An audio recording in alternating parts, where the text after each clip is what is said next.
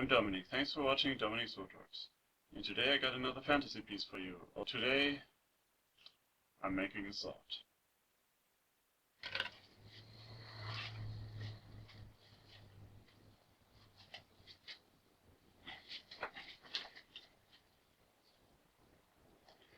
Yes, to get the embarrassment completely out of the way, that should do. I start by marking where the runes will go. There are two things that the description Rune Blade gives away. One of them has to do with the sharpness of the implement, and the other says that there have to be runes on it. Of course, that could be any kind of fantasy runes, i.e. shapes that just came to mind, scribbles, anything like that.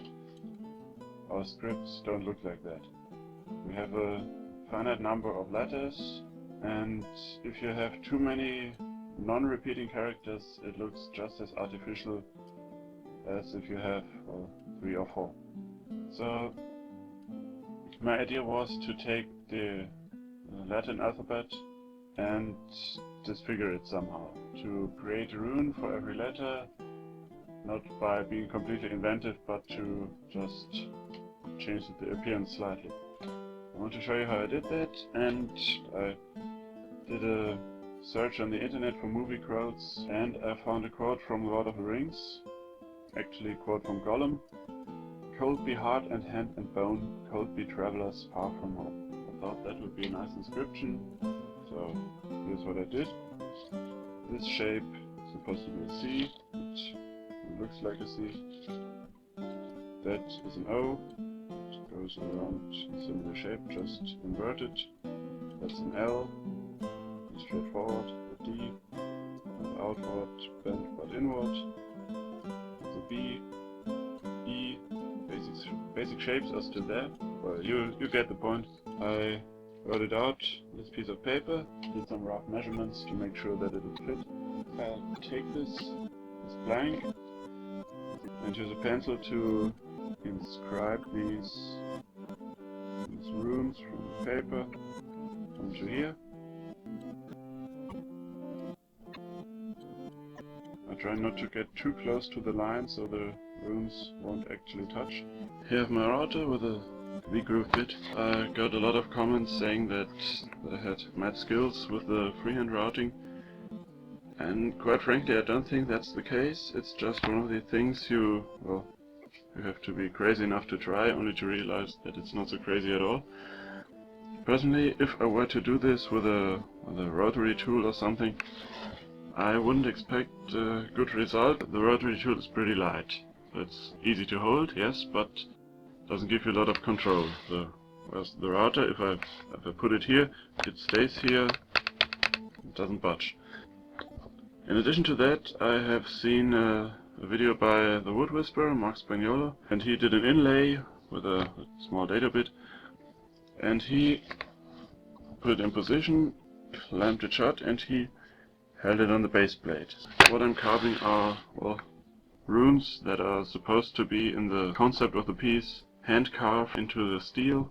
We also argue that they have been put there with magic, which usually solves everything.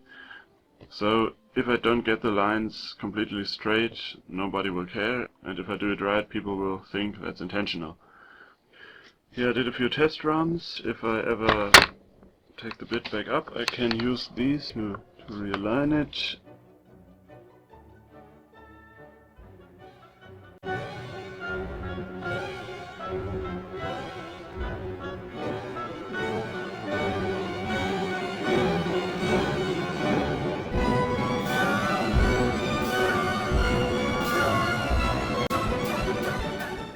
Here I'm giving the table saw a chance to make the edge, but well, it kind of failed.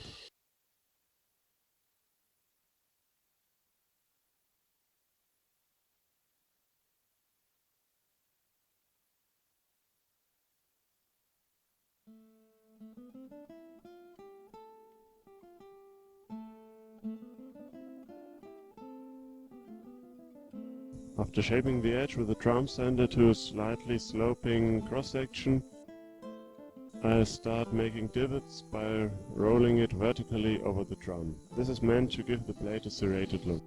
I want to thank the Nomadic Polyrad for the inspiration to make this sword look the way it does, using the layers of the plywood like this. Check out his 2x4 contrast entry to see it done in style. I want to get the runes to pop out and to look arcane magic or something like that. I'm using these two colors. I decided that yellow would be the way to go. I have this is acrylic paint, and that's UV paint. This color looks pretty vibrant, and I don't want it to pop that much, so I'll be mixing it with this. For the plate though, I'll be using this.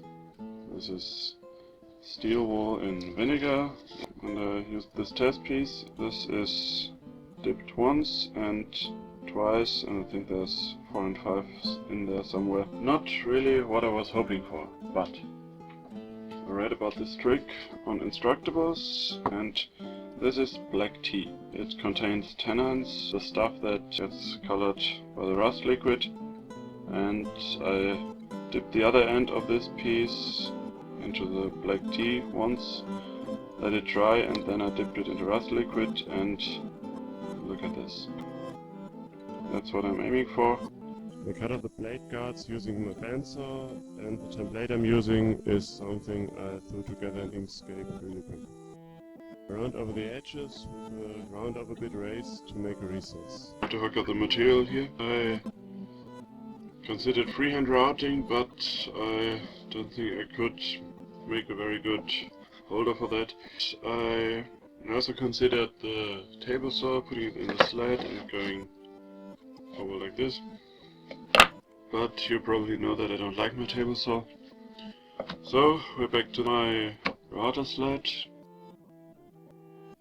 I used the depth gauge of my calipers to check the bit height. And they both fit. I still have the problem with the raised part here. This is something I wanted to try, using a small bed point bit to kind of perforate the edge.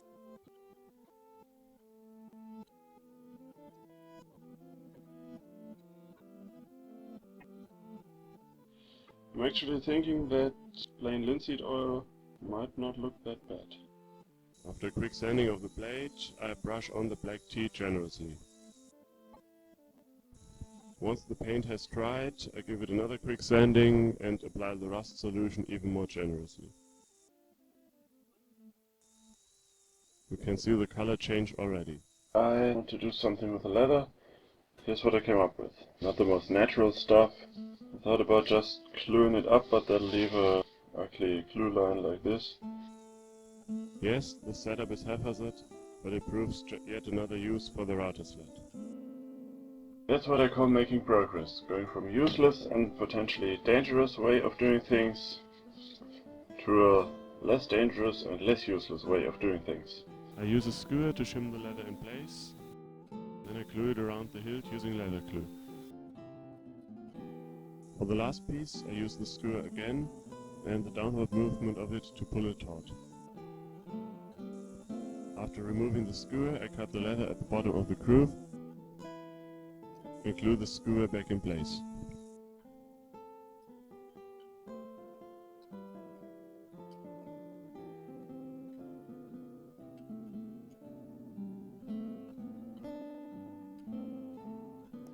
There's just one flaw.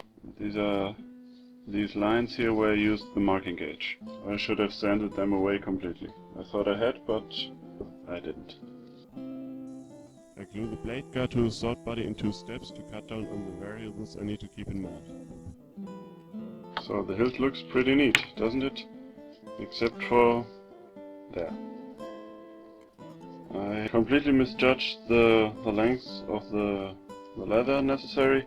So now I'll just hold it like this and everything will be as planned. For the end of the hilt, I got inspired by the movie industry when they say it's a wrap.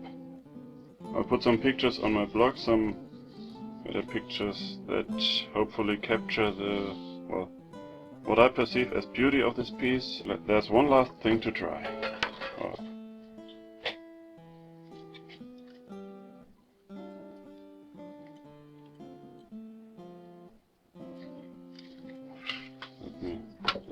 piece here. You can hardly see this if there's any other light. It turns out it's not really a great idea for an effect. I think glow-in-the-dark color to mix with the yellow would have sufficed. It makes this thing a little more special. But there's one thing that I just need to do with this one now. Are you talking to me? Are you? Sorry about that, but you know how it is. So, I don't actually expect anyone to build their own, although that would be, well, nothing short of great. I just hope that I managed to inspire you to do something, anything. This obviously is a fantasy piece, and for the last one I did a flavor piece, and I also promised you more flavor pieces. I'll do a shop talk soon to explain a little more detail, but this inspired me to do something different. This channel will go on as it always has, strange and unpredictable, but there will be something else, something new, something based on these fantasy pieces. So stay tuned for that. What I can tell you is its name. This is Bark Chiller. Yeah, I know, but it insisted. And no, I'm not hearing voices. I'm just a little on edge. And before I bore you to death with more puns and stupid comments, thanks for watching. If you got some comments of your own, please leave them down below. Subscribe to my channel to stay up to date, and remember to be inspired. Thanks for watching. Drill press to shape the pieces. The goal is to leave the bottom line intact and to send a smooth transition to the outline traced on top of the template. To make the sanding a little easier, I used a saw to cut off larger chunks wherever